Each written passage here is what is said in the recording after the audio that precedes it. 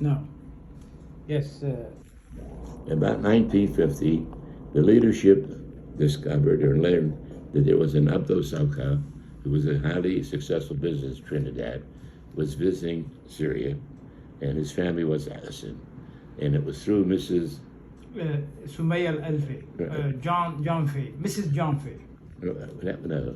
Faye, I think. Fay. Yeah. They translated Al-Alfi to Fay. Faye, right. Fay. She asked us to contact him, and we brought it to his attention the problems we were facing. He accepted responsibility of taking over as long as he had complete control.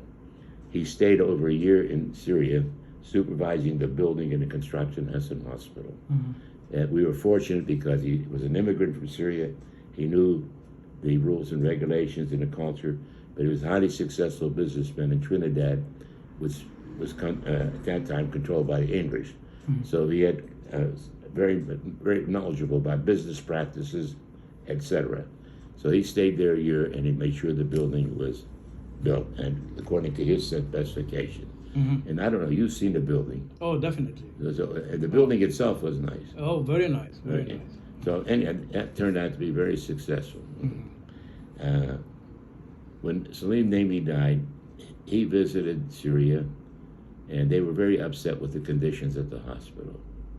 Right, the sanitary conditions were miserable, and so forth. In the meantime, this will get back a little bit. I went ahead of myself.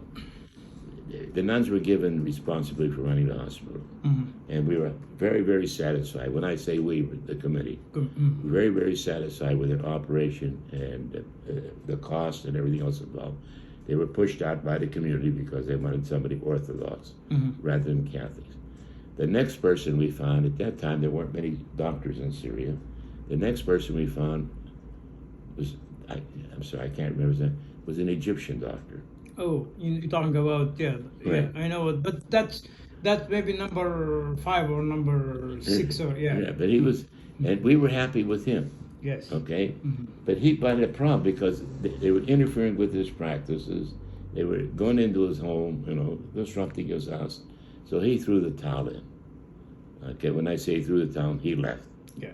And we always had a problem getting somebody to run the hospital. And we always looked for somebody who would go from this country to that country, to Syria, in order to supervise it and organize it. Okay? So this is going back and forth. We're not happy with the way it's being run. The only communication we have is with Salim Naimi. And as people died in Syria that he knew, then he didn't have anybody to call or talk to because he didn't know any of the offspring. So that was a real problem right there. Give me another minute now because I lost my train of thought.